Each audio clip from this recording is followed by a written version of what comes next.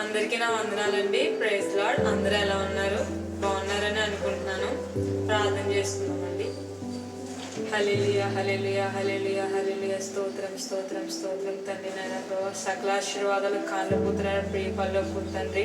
నీ ఘనమైన శ్రేష్టమైన పాదములకు మా లెక్కలేని వందనాలు స్తోత్రాలు స్తుతులు తండ్రి. నాయన ప్రభా ఇదిగోనైనా ఈ శ్రేష్టమైన దినాన్ని మాకు ఇస్తుంది. నీకే వందనాలు తండ్రి. నాయన ప్రభా ఇదిగోనండి మేము చెప్పుకోబోతున్న వాక్యం అంతట్లోని మీరే తోడే ఉండండి తండ్రి. నాయన ప్రభా నేను చెప్తున్న ప్రతి పాయింట్ అందరికీ అర్థమయ్యేలాగా సహాయం చేయండి తండ్రి. నాయన ప్రభా వారందరికీ వినగలిగే చెవులు, గ్రహించగలిగే హృదయాన్ని దయచేయండి తండ్రి. నాయన ప్రభా వారి తలంపులు ఎటువైపు పక్కకి వెళ్లకుండా కాన్సన్ట్రేటెడ్గా ఈ వాక్యం వెళ్ళలాగానే సహాయం చేస్తామని చిన్న ప్రార్థన పాసన చేర్చుకుని వేడుకుంటున్నాం తండ్రి. ఆమేన్. ఇప్పుడు మనం చెప్పుకోబోయే టాపిక్ ఏంటంటే God has a plan for your life అన్నమాట. ఈ టాపిక్ లో వెళ్ళడానికి ముందు నేను ఒక 2 పాయింట్స్ చెప్తాను. ఈ 2 పాయింట్స్ రిలేట్ చేసుకుంటానే నేను ఇప్పుడు చెప్పబోయే మెయిన్ టాపిక్ ని స్టార్ట్ చేస్తాను. అది ఏంటంటే God is the answer for all your problem అన్నమాట. మనకి ఏ ప్రాబ్లం వచ్చినా దేవుడు ఖచ్చితంగా మనకు ఆన్సర్ ఇస్తాడనమాట. మన ప్రేయర్స్ అన్నిటికీ ఖచ్చితంగా ఆన్సర్ ఇస్తాడు దేవుడు. అయితే ఆయన నీకు కావాల్సినవన్నీ ముందే సమకూర్చాడు. నీ నీడ్స్ అన్ని నీకు ముందే సమకూర్చాడు అనమాట. బట్ నువ్వు అది పొందుకోవడానికి నీ లైఫ్ లో ఒక పార్ట్ ని నువ్వు ప్లే చేయాల్సి వస్తుంది అనమాట. సో ఆ పార్ట్ ని మీరు ఎప్పుడైతే తెలుసుకున్నారో you have to know the revolution of it అనమాట. రెవల్యూషన్ అంటే ఏం లేదు, ఒక అన్నోన్ ఫ్యాక్ట్ అనమాట. మీకు తెలియని విషయాన్ని మీరు తెలుసుకోవాలన్నమాట. దేవుడు మీకు పెట్టిన ప్లాన్ ని ఏంటో మీరు తెలుసుకోవాలన్నమాట. అయితే నాకు ఆయనకి ఇప్పుడు ఆయన ప్రెసెంట్ 50 years, అయితే ఆయనకి 8 years ఉన్నప్పుడు అంట ఒక చర్చ్కి వెళ్ళినప్పుడు ఒక పాస్టర్ ఒక విషయం చెప్పారంట. అది ఏంటంటే మంచి వాళ్ళందరూ హెవెన్ కి వెళ్ళరు, అలాగే చెడ్డ వాళ్ళందరూ కూడా హెల్ కి వెళ్ళరు అని చెప్పారంట. ఆయన చిన్న వయసు కదా, ఆయన ఇలా థింక్ చేస్తున్నారంట. ఏంటి ఇలా చెప్తున్నారంటే నాకు తెలిసిన ప్రకారం అయితే మంచి చేసిన వాళ్ళందరూ హెవెన్కి వెళ్తారు, చెడు చేసిన వాళ్ళందరూ ఖచ్చితంగా నరకానికి వెళ్తారు అనే కదా నాకు తెలుసు. ఈయన ఏంటి ఇలా కొత్తగా చెప్తున్నారు అని చెప్పేసి ఇంటికి రాగానే వాళ్ళ డాడీని అడిగారంట. ఏంటి డాడీ ఈయన ఎలా చెప్తున్నారు, ఏదో కొత్త కాన్సెప్ట్ చెప్తున్నారు, మళ్ళీ నన్ను ఆయన కన్ఫ్యూజ్ చేస్తున్నారు అని అంటే వాళ్ళ ఫాదర్ ఏం చెప్పారంటే మొత్తం మంచి చేసిన వాళ్ళు మాత్రమే హెవెన్కి వెళ్ళరు. దేవుణ్ణి ఎవరైతే యాక్సెప్ట్ చేస్తారో, దేవుణ్ణి ఎవరైతే ఆయన చేసిన పాపములన్నిటికీ ఫర్గివ్నెస్ అడుగుతారో వాళ్ళు మాత్రం ఖచ్చితంగా హెవెన్కి వెళ్తారు. అలాగే ఎవరైతే దేవుణ్ణి యాక్సెప్ట్ చెయ్యరో వాళ్ళు ఖచ్చితంగా నరకానికి వెళ్తారు అని చెప్పారంట. ఆ 8 years లో ఈయన విన్న టాపిక్ ని ఆయన లైఫ్ లో చాలా ఇంపాక్ట్ క్రియేట్ చేసిందంట. అప్పుడు తెలుసుకున్నారంట. ఆయనకు ఒక 2 రెవల్యూషన్స్ వచ్చాయంట. అంటే ఆయనకు ఒక 2 తెలియని నిజాలు తెలుసుకున్నారంట. తెలియని అన్నోన్ ఫ్యాక్ట్స్ ఆయన తెలుసుకున్నారంట.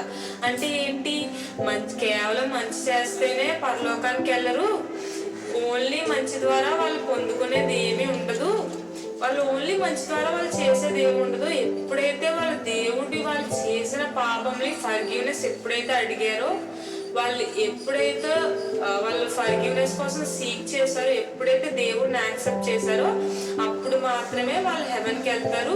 బట్ బాప్టిజం అనేది ఇంపార్టెంట్ అని చెప్పారంట వాళ్ళ ఫాదర్. అయితే ఈ మ్యాటర్ని ఆయన్ని ఎంతో ఇంపాక్ట్ ఇచ్చిందనమాట. అప్పటి నుండి ఆయన ఎంతో మారారు. సో ఓకే, ఆయన థింకింగ్ మైండ్ మారిందంట. కీర్తనలు 51:5. నేను పాపంలో పుట్టినవాడను, పాపములోనే నా తల్లి నన్ను గర్భమును ధరించింది.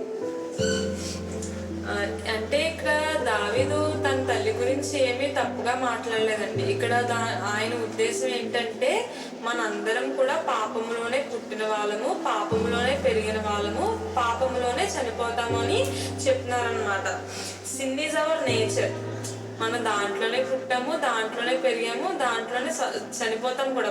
ఈ వరల్డ్ అంతా సిన్తోనే ఉంది. ప్రతి ఒక్కరు ఏదో ఒక సెర్టైన్ పాయింట్ లో ఏదో ఒక సిన్ చేస్తారనమాట. బట్ ఆ సిన్ ని కూడా ఎప్పుడైతే ఫర్గివ్నెస్ అడుగుతా వస్తారో, ఎప్పుడైతే ఫర్గివ్నెస్ ని ఆయన అడుగుతారో, దేవుడిని ఫర్గివ్ చేయమని అడుగుతారో అప్పుడు ఖచ్చితంగా మనం పరలోకం వెళ్తాం అనమాట. ఎప్పుడైతే దేవుడిని యాక్సెప్ట్ చేయమో మనం ఖచ్చితంగా నరకానికి వెళ్తాం అనమాట. యోహాను 15:5. ద్రాక్షావల్లిని నేను, తీగలు మీరు. ఎవడు నా యందు నిలిచియుండునో, నేను ఎవని యందు నిలిచియుందునో వాడు బహుగా ఫలించును. నాకు వేరుగా ఉండి మీరేమీ చేయలేరు. నాకు వేరుగా ఉండి మీరు ఏమీ చేయలేరు అంటే దేవుడికి వేరుగా ఉండి మీరు ఏమీ చేయలేరు.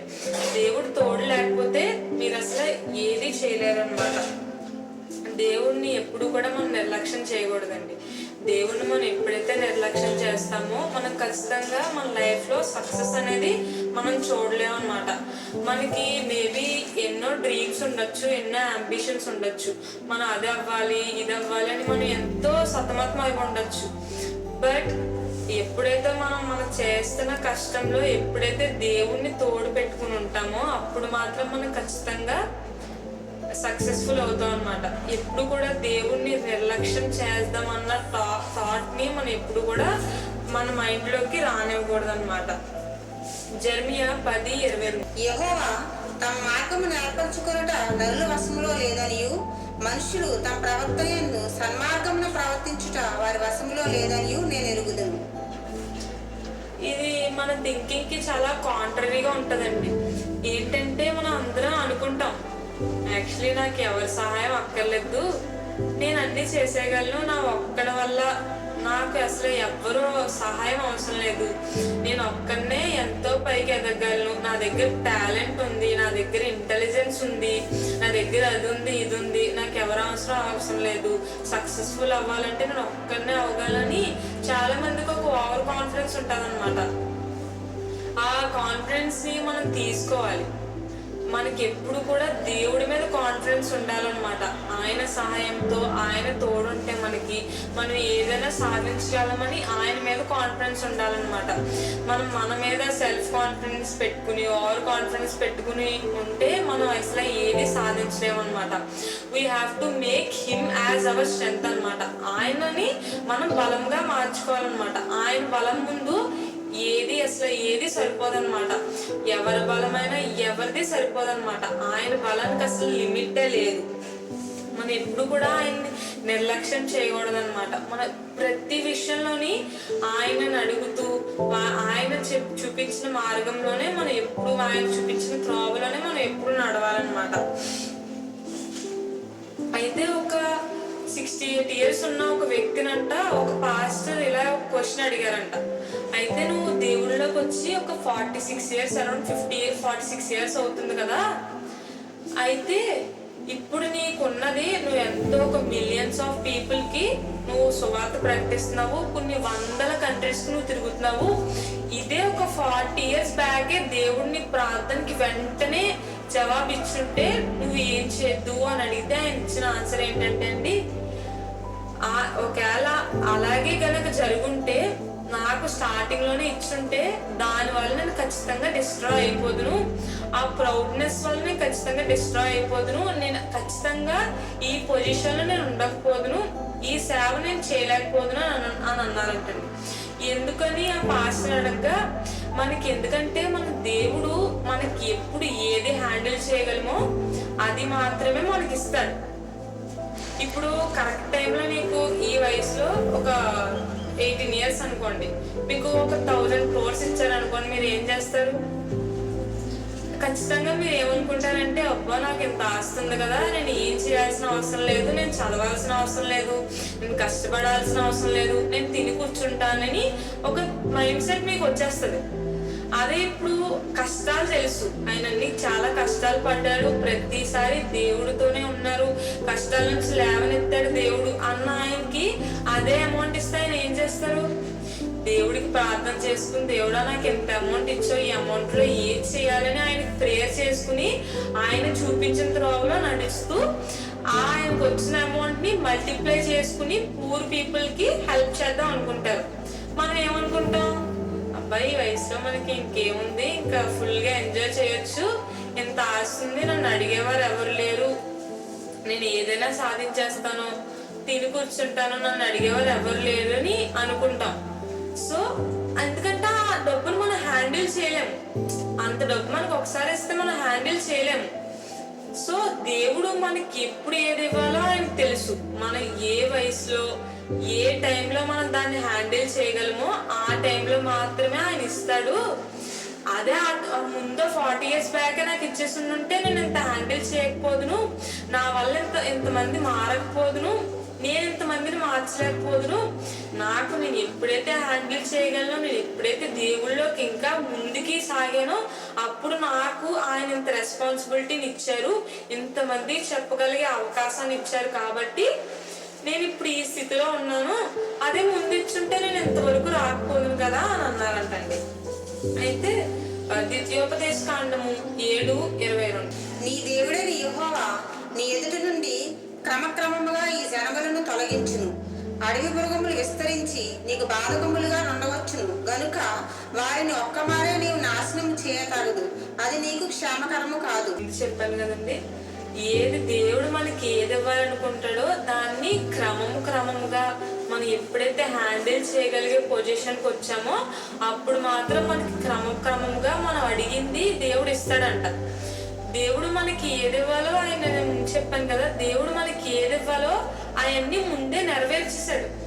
బట్ మనం అది పొందుకోవడానికి ఆ నీడ్స్ మనకు అవసరమైంది మన దాకా రావడానికి మనం కొన్ని పార్ట్ని ప్లే చేయాలి. మన లైఫ్లో కొన్ని పార్ట్ని ప్లే చేస్తే మాత్రం అది మనకి ఏ టైంలో ఇంపార్టెంటో ఏ టైంలో అవసరమో అది ఖచ్చితంగా దేవుడు మనకి ఆ టైంలో ఇస్తాడనమాట. ఎందుకంటే you can't run your own life అనమాట. నువ్వు నీ సొంతంగా నీ జీవితాన్ని నువ్వు నడపలేవు. దేవుడు నీకు ఆ రైట్ ఇచ్చాడు. బట్ ఆ రైట్ ఇచ్చాడు కాబట్టే నువ్వు ప్రాబ్లంలో బాధపడుతున్నావా, మేబీ సంథింగ్ నువ్వు ఒక డిక్రీజ్ పొజిషన్కి వచ్చేసావు, నువ్వు లాస్ట్ పొజిషన్కి వచ్చేసావు, నేను ఏమి చేయలేను, నాకు సక్సెస్ఫుల్ అవ్వాలని ఉంది అని నువ్వు ఎవరిని నువ్వు పట్టించుకోకుండా దేవుణ్ణి వెతకకుండా నీ ఇష్టం వచ్చి నువ్వు చేద్దామని అనుకుంటే నువ్వు ఏ రోజుకి కూడా సక్సెస్ఫుల్ అనేది అవ్వలేవు. నా లైఫ్లో జరిగి నేను ఒక ఎగ్జాంపుల్ చెప్తానండి. అది ఏంటంటే, మేము ఒక సెర్టైన్ టైంలో ఒక 1 year బ్యాక్ మేము ఏ స్థితిలో స్టార్ట్ అయ్యామో ఆ స్థితిలోకి వచ్చేసాం. కొన్ని సిచ్యువేషన్స్ వల్ల మేము ఏ స్థితిలో స్టార్ట్ అయ్యామో ఆ స్థితిలోకి వచ్చేసాం అనమాట. అప్పుడు మేము మా కుటుంబం ఎంతో ప్రయత్నించాం అనమాట. అది చేద్దాం, ఇది చేద్దాం, అక్కడికి వెళ్ళి పని చేస్తే డబ్బులు వస్తాయేమో, ఇలా చేద్దాం, అలా చేద్దాం అని ఎన్నో థాట్స్తో మేము ఉన్నాం అనమాట. మాకు దేవుడు తెలుసు, మేము ఎప్పుడు చిన్నప్పటి నుండి మేము దేవుళ్ళో పెరిగిన వాళ్ళమే. కాకపోతే ఆ టైంలో మేము సర్టెన్ పాయింట్లో ఆయన్ని విడిచి మేము ఏదేదో చేద్దాం అనుకున్నాం. అప్పుడు మాకు ఒక టైంలో మాకు అది తెలిసింది, అదేంటి చిన్నప్పటి నుండి మనం నేర్చుకున్నాయి కదా, ఆయన లేకపోతే మనం ఏమి చేయలేము, ఆయన ప్రార్థించిందే మనం ఏది చేయలేము కదా, ఆయన ప్రార్థిస్తే మన స్థితులు మారుతాయి కదా అని అది మాకు తెలిసి మేము అప్పటి నుండి ఇంకా దేవుడికి మాత్రమే ప్రార్థన చేస్తూ దేవుడి మీద ఆనుకుంటూ మేము ఉన్నాం అనమాట. దేవుడు మా కోసం ఒక ప్లాన్ ని సెట్ చేస్తాడు కదా, ఆ ప్లాన్ ఏంటో మేము తెలుసుకుని దేవుడికి ప్రార్థన చేసుకుని ఆ ప్లాన్ ప్రకారంగా మేము నడుస్తున్నాం అనమాట.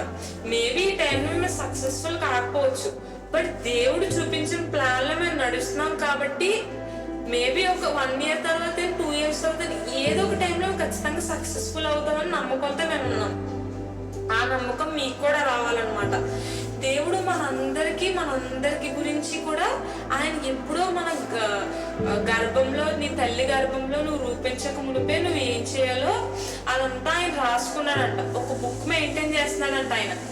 నువ్వేమో నేను ఇచ్చేసేస్తాను, ఈ టైంలోకి వచ్చాక నేను ఇచ్చేసేస్తాను, డాక్టర్ అయిపోతాను, బిజినెస్ రన్ చేస్తాను అని నీ ఓన్ థాట్స్తో ఉన్నావు అనమాట. బట్ దేవుడు నువ్వు ఏది చేయాలో నువ్వు ఇంకా నీ తల్లి గర్భంలో ఉన్నప్పుడే ఆయన ఒక బుక్ ప్రిపేర్ చేసుకున్నాడు. ఈ టైంలో ఈ రోజు ఇది చేయాలి, ఈ రోజు అది చేయాలి, ఈ టైంలో నీకు ఒక సక్సెస్ అనేది వస్తుంది, ఈ టైంలో ఇలా ఉంటది అని చెప్పేసి ఆయన ఎప్పుడో నువ్వు పుట్టక మునిపే ఆయన ఒక బుక్ ప్రిపేర్ చేసుకుని ఉన్నాడంట. ఆయన ఇచ్చింది ఇంటెలిజెన్స్, నీకున్న ఇంటెలిజెన్స్, నీకున్న నాలెడ్జ్, నీకున్న వెల్త్ అంతా కూడా దేవుడు ఇచ్చిందే. సో ఆయన్ని పక్కన పెట్టేసి నువ్వు ఏదేదో చేద్దాం అనుకున్నావు అంటే నువ్వు ఖచ్చితంగా సక్సెస్ అవ్వలేవండి. నేను చెప్తున్న పాయింట్ ఏంటంటే, నువ్వు మేబీ నీకు ఏం చేయాలో తెలీదు, దేవుడు నీకంటూ ఒక ప్లాన్ చూపించాడు. God has a plan for your life. నీ లైఫ్ కి దేవుడు ఒక ప్లాన్ ఏర్పాటు చేశాడు. ఆ ప్లాన్ నీకేంటో తెలియకపోవచ్చు. ఆయన ప్రార్థన చేసుకో, దేవుడా నేను నా పర్పస్ ఏంటి, లైఫ్ మీద నాకు వచ్చిన పర్పస్ ఏంటి, నా లైఫ్ లో ఏంటి, నువ్వు చేస్తున్న ప్లాన్ ఏంటి, నేను ఏది చేయాలి, ఎక్కడ వెళ్ళాలి, ఏ మార్గంలో నడవాలని దేవుడికి ఎప్పుడైతే నువ్వు ప్రార్థన చేసుకున్నావో, నువ్వు ఎప్పుడైతే ప్రార్థన చేసుకుంటావు, ఎప్పుడైతే వాక్యంలో ఇంకా దేవుళ్ళు ఇంకా బలపడతావో, దేవుడు నీకు డైరెక్ట్ గా నీతో మాట్లాడతాడు. అప్పుడు ఆయన ఏ పాత్రలో నడవాలో, నువ్వు ఏ దారి గుండా వెళ్ళాలో ఆయన చెప్తాడు. అప్పుడైతే ఆ పాత్రలో నడిచావో నువ్వు ఖచ్చితంగా సక్సెస్ఫుల్ అవుతావు అనమాట. మేబీ నీకు ఏం లేని సమయంలో నీకు మొత్తం బిజినెస్ అంతా పోయి నువ్వు ఫెయిల్ అయిపోయాను, సూసైడ్ చేసుకున్నావు అనుకుంటున్నారేమో అండి. అలా చెయ్యొద్దు. నువ్వు అలాంటి టైంలో ఉన్నప్పుడు దేవుణ్ణి వెతుక్కుంటా వెళ్ళు, దేవుణ్ణి ప్రార్థన చేసుకుంటా ఉండు, దేవుళ్ళు ఇంకా బలపడడానికి ప్రయత్నించు. దేవుడు నీతో మాట్లాడతాడు. దేవుడు నీ కోసం చేసిన ప్లాన్ ని నీకు చెప్తాడు, నీకు తెలియపరుస్తాడు అనమాట. ఆ ప్లాన్ గుండా వెళ్ళామంటే నువ్వు ఖచ్చితంగా సక్సెస్ అనుభవిస్తావు, సక్సెస్ చూస్తావు అనమాట. నీకు వచ్చిన దానంతా కూడా అనుభవిస్తావు. ఓకేనా? నువ్వు నీ లైఫ్ లో సక్సెస్ అవ్వాలనుకుంటున్నావా, పరలోకానికి వెళ్ళాలనుకుంటున్నావా? నేను ముందు చెప్పాను కదండి పాయింట్స్. మనం ఎప్పుడైతే దేవుణ్ణి మనం చేసిన పాపములన్నిటికీ క్షమాపణ కోరుతామో, దేవుణ్ణి ఎప్పుడైతే మనం యాక్సెప్ట్ చేసామో, మనం ఎప్పుడైతే బాప్తిజం తీసుకున్నామో, ఖచ్చితంగా మనం హెవెన్కి వెళ్తాం. నువ్వు పరలోకానికి వెళ్ళాలనుకుంటే నువ్వు ప్రతిరోజు చేస్తున్న పాపములు, నువ్వు చేస్తున్న ప్రార్థనలో ప్రతిరోజు అది గుర్తు చేసుకుని క్షమాపణ అడుగుతూ ఉండు, నువ్వు ఖచ్చితంగా పరలోకానికి వెళ్తావు. నువ్వు అలాగే లైఫ్ లో సక్సెస్ అవ్వాలనుకుంటున్నావా, దేవుడు తోడు లేనిదే నువ్వు ఖచ్చితంగా సక్సెస్ అవ్వలేరు. మీరెవరు కూడా దేవుడు తోడు లేనిదే, నీకు ఎంత ఇంటెలిజెన్స్ ఉన్ని, ఎంత నాలెడ్జ్ ఉన్ని, దేవుడు తోడు లేనిదే మీరు ఏదీ చేయలేరు. దేవుడిని ప్రార్థించండి, గట్టిగా ప్రార్థించండి. దేవుడా, నా లైఫ్ లో నువ్వు పెట్టిన ప్లాన్ ఏంటి అని ఖచ్చితంగా అడిగితే దేవుడు నీకు సమాధానం ఇస్తాడు.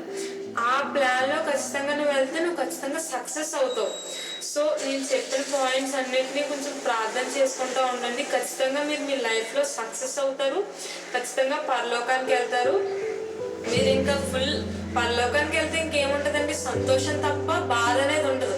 మేబీ ఈ వరల్డ్ లో నువ్వు బాధపడుతున్నావేమో, కొంచెం కష్టాలు వచ్చి నువ్వు కన్నీళ్ళు కారుస్తున్నావేమో, బట్ అది ఏది మ్యాటర్ కాదండి. మనకి మ్యాటర్ అయింది ఏంటి, మనం పరలోకానికి వెళ్ళాలి, ఆ జీవితంలో సజీవంగా ఆనందంగా ఉండాలి. మన మ్యాటర్ అదే. సో ఈ లైఫ్ లో నువ్వు కృంగిస్తున్నావు, నువ్వేం బాధపడద్దు. దేవుడు వెతుక్కుంటూ, దేవుడితో ఇంకా ఎక్కువ నడుస్తూ, దేవుడు నీకు సెట్ చేసిన ప్లాన్ ఏంటో తెలుసుకుని దాన్ని ప్రార్థన చేసుకుంటూ నువ్వు ఖచ్చితంగా ఇక్కడ సక్సెస్ఫుల్ అవుతావు, పరలోకంలో కూడా సక్సెస్ఫుల్ అవుతావు. మీరేమన్నా స్పిరిచువల్ గా పడిపోయి ఉన్నారా, మీ లైఫ్ లో ఫెయిల్ అయి ఉన్నారా, మీకు మనీ మొత్తం పోయిందా, లేదంటే మీ జాబ్ పోయిందా, మిమ్మల్ని ఎవరూ ప్రేమించట్లేదు, మీ మాట ఎవరూ వినట్లేదు, మిమ్మల్ని ఎవరు నమ్మట్లేదు, నా ఫ్యామిలీ మొత్తం నన్ను విడిచిపెట్టి వెళ్ళిపోయింది, నేను ఒక్కడే ఒంటరివాడిని అయిపోయాను అని మీరు ఎవరైనా అనుకుంటే, అదే పొజిషన్, ఎలాంటి పొజిషన్ నాకు వచ్చుంటే నేను ఏం చేద్దానంటే నేను ఇలా చేస్తానండి. బైబిల్ చదువుకుంటాను. అంటే మైండ్ అలాంటి టైమ్స్ లో మన మైండ్ డిస్టర్బ్డ్గా ఉంటుంది. మన మైండ్ డిస్టర్బ్డ్గా ఉన్నప్పుడు మనం దేవుడితో కనెక్ట్ అవుతాం. మైండ్ డిస్టర్బ్గా ఉన్నప్పుడు, మన బాధలో ఉన్నప్పుడు మనిషికి కనెక్ట్ అవుతాం కదా, అలా దేవుడికి మనం కనెక్ట్ అవుతాం అన్నమాట. ఆ కనెక్ట్ అయినప్పుడు మన మైండ్ మారుతుంది అనమాట. మనకు ఒక రిలీఫ్ అనేది వచ్చి, మనకి నమ్మకం అనేది వచ్చి, దేవుడి మీద విశ్వాసం అనేది వస్తుంది అనమాట. ఎక్కువ ప్రేయర్ చేసుకుంటా ఉంటాను నేనైతే, బైబిల్ చదువుకుంటాను, వాక్యాలు వింటాను, దేవుడు నాకు ముందు చేసిన వాటిలన్నింటినీ నేను వర్షిప్ చేసుకుంటాను, ఆయన ప్రైజ్ చేసుకుంటూ. మేబీ ఈ టైంలో నీకు ఫెయిల్యూర్ అనేది వచ్చింది, బట్ నేను చిన్నప్పటి నుండి ఇక్కడ దాకా తీసుకొచ్చాడంటే నీకు ఎంతో సక్సెస్ ఇచ్చి నీకు ఎన్నో ఇస్తేనే తప్ప నువ్వు ఈ టైంలో ఈ వాక్యాన్ని వెళ్ళలేవు కదా. అలాంటిది ఎన్నో నీకు మంచి సిచ్యువేషన్స్ వచ్చాయి. నేను ఎంతో ఎక్కడెక్కడ నుండో నేను దేవుడు కాపాడి నేను ఇక్కడ తీసుకొచ్చాడు. ఇవంతా కాదు, దేవుడు నాకు చేసిన వాటినన్నింటినీ నేను వర్షిప్ చేసుకుంటా, నేను అది గుర్తు తెచ్చుకుంటా. దేవుడా, అవును నేను ఈ టైంలో ఇలా ఉన్నానేమో కానీ ఆ టైంలో నేను ఎంతో కాపాడావు దేవుడా, దాన్ని బట్టి నీకే వందనాలు, దాన్ని బట్టి నీకే స్తోత్రాలని నేను ఆయన ఎంతో వర్షిప్ చేసుకుంటాను అనమాట. మీరు కూడా నేను చెప్పిన పొజిషన్స్ లో ఎవరైనా ఉంటే మీరు కూడా మీకు ముందు ఇచ్చిన వాటిలన్నిటినీ దేవుడికి వర్షిప్ చేసుకుంటా, దేవుడికి ఇంకా ఎక్కువ ప్రేయర్ చేసుకుంటా, ఆయన బైబిల్ చదువుకుంటా, వాక్యాలు వింటా, ఆయనతో ఇంకా ఎక్కువ కనెక్ట్ అవ్వగలిగితే మన లైఫ్లో మనం ఖచ్చితంగా సక్సెస్ అనేది మనం ఖచ్చితంగా చూస్తాం. నేను మీ అందరి కోసం ప్రార్థన చేస్తాను. మీరు కూడా ఖచ్చితంగా ప్రార్థన మానకుండా ప్రార్థన చేసుకోండి. మీరు ఖచ్చితంగా మీ లైఫ్లో సక్సెస్ అనేది చూస్తారు, తొందరలోనే చూడబోతున్నారు కూడా. మేము ప్రార్థన చేసుకుందామండి. హల్లెలూయా, హల్లెలూయా, హల్లెలూయా. స్తోత్రాలు తండ్రి. నాయన ప్రభా, సకలాశీర్వాదాలకు కానబోతున్నాను ప్రియపల్లో తండ్రి. నీ ఘనమైన శ్రేష్టమైన పాదాలకు మా లెక్కలేని వందనాలు తండ్రి. నాయన ప్రభా, ఇదిగోనైనా ఈ అవకాశాన్ని ఇచ్చినందు నాకు వందనాలు తండ్రి. నాయన ప్రభా, ఇదిగోనైనా ఈ వాక్యం వారిని వినిచుండగా మెలిగే చెవులు గ్రహించగలిగే హృదయాన్ని దయచేసినందు నీకే వందనాలు తండ్రి. నాయన ప్రభా, నేను చెప్పిందంతా వారు అర్థమయ్యేలాగా సహాయం చేస్తుంది నీకే వందనాలు తండ్రి. నాయన ప్రభా, అవును తండ్రి, ఎంతో మంది నేను ఇది చేసేయగలను, నన్ను ఒక్కడనే చేయగలను, నాకు ఎవరి సహాయం అవసరం లేదని అనుకుంటారు తండ్రి. నాయన ప్రభా, వారందరితో నీవే మాట్లాడండి తండ్రి. నాయన ప్రభా, నిజమే తండ్రి, నీ తోడు లేకపోతే వారు ఎవరు ఏది సక్సెస్ అవ్వలేరు తండ్రి. నాయన ప్రభా, ఎందుకంటే ఆ టాలెంట్, నాలెడ్జ్ అంతా నీవిచ్చిందే తండ్రి. నాయన ప్రభా, నీవు లేకపోతే వారు ఏది సాధించలేరని వాళ్ళకి తెలియపరిచింది తండ్రి. నైనా తండ్రి. నైనా ప్రభా, వారు ఎన్నో వాక్యాలు విన్నారు తండ్రి. నైనా ప్రభా, కానీ సెట్ అయిన ఆ పాయింట్ వచ్చేసరికి వారికి ఏది గుర్తురాదు తండ్రి. నైనా ప్రభా, వారికి ఏది చేయాలో తెలియదు తండ్రి. నైనా ప్రభా, అలాంటి వారందరినీ మీరే జ్ఞాపకం చేసుకోండి తండ్రి. నైనా ప్రభా, ఈ వాక్యం నేను చెప్పిన వాక్యం వల్ల వారందరూ మారలాగిన సహాయం చేయండి తండ్రి. నైనా ప్రభా, నీకే ప్రార్థన చేసుకుంటూ నీకు ఆరాధన చేసుకుంటూ అందరూ ఉండలాగిన సహాయం చేయండి తండ్రి. నైనా ప్రభా, వారికి అటువంటి జ్ఞానాన్ని దయచేయండి తండ్రి. నైనా ప్రభా, ఇదిగోనైనా మేబీ వాళ్ళ లైఫ్ లో ఒక సర్టెన్ పాయింట్ లో ఫెయిల్యూర్ అనేది చూసారేమో తండ్రి. నైనా ప్రభా, కానీ దానికంటే ముందు నువ్వు ఎంతో సక్సెస్ ని ఇచ్చున్నావు తండ్రి. నైనా ప్రభా, ఈ ఫెయిల్యూర్ అసలు పాయింటే కాదు తండ్రి. నైనా ప్రభా, వారందరికీ ఇది అర్థమయ్యేలాగిన సహాయం చేయండి తండ్రి. నైనా ప్రభా, అవును తండ్రి, యోబుకు నీవు ఎంతో విజయాన్ని ఇచ్చావు తండ్రి. నైనా ప్రభా, వారు ధనాలు లేకపోయినా వారికి మంచి విజయాన్ని ఇచ్చావు తండ్రి. నైనా ప్రభా, అవును తండ్రి, యోసేపును వారి కుటుంబం అంతా వదిలివేసింది తండ్రి. నైనా ప్రభా, అలాంటి వారికి నువ్వు ఎంతో సహాయంగా ఉన్నావు తండ్రి. నైనా ప్రభా, ఇదిగోనండి, మరి దావీదు కూడా ఆత్మీయతలో ఎంతో కోల్పోయారు తండ్రి. నైనా ప్రభా, కానీ వారి మిస్టేక్ ని వారు తెలుసుకుని ప్రార్థన చేసుకున్నారు తండ్రి. నైనా ప్రభా, వారందరినీ నువ్వు మళ్ళీ చేరదీసుకున్నావు తండ్రి. నైనా ప్రభా, అలాగే మమ్మల్ని కూడా చేరదీసుకోండి తండ్రి. నైనా ప్రభా, మేము చేసిన పాపములు ఏమైనా ఉంటే మమ్మల్ని అందరినీ క్షమించండి తండ్రి. నైనా ప్రభా, ఇదిగోనైనా మా లైఫ్ లో కూడా మంచి సక్సెస్ ని ఇస్తామని నమ్మచ్చు. నేను చిన్న ప్రార్థన పాసని చేర్చుకుని పెట్టుకుంటున్నాను తండ్రి. ఆమె పాయింట్స్ ఏది మర్చిపోకండి. ఎప్పుడు ప్రార్థన చేసుకుంటా, బైబిల్ చదువుకుంటా, వాక్యం వింటానే ఎక్కువ మీ సమయాన్ని గడపండి. మీరు ఈ బాధలో ఉన్నప్పుడు ఇంకా దేవుడితో ఎక్కువ సమయాన్ని గడిపితే మీకు ఎంతో ఆనందం వస్తుందంటే ఇంకా పట్టలేనంత ఆనందం వస్తుంది అనమాట. దేవుడితో ఇంకా మీరు నడుస్తూ ఉంటే ఈ బాధలేమి మీకు అసలు అవి రావు, ఎప్పుడు వచ్చాయి ఎప్పుడు పోయాయి అన్నట్టు ఉంటాయి అన్నమాట. సో తప్పకుండా ప్రేయర్ మాత్రం మానకండి. దేవుడిని మాత్రం ఎవరు నిర్లక్ష్యం పెట్టకండి. ఎప్పుడు ఆయన తోడుంటే మనం ఖచ్చితంగా సక్సెస్ అవుతాము అన్న పాయింట్ మీ మైండ్లో పెట్టుకుని ఎప్పుడు ప్రార్థన చేసుకుంటా ఉండండి. మీరు ఖచ్చితంగా సక్సెస్ని చూస్తారు. ఓకే, థ్యాంక్ యూ అందరికీ.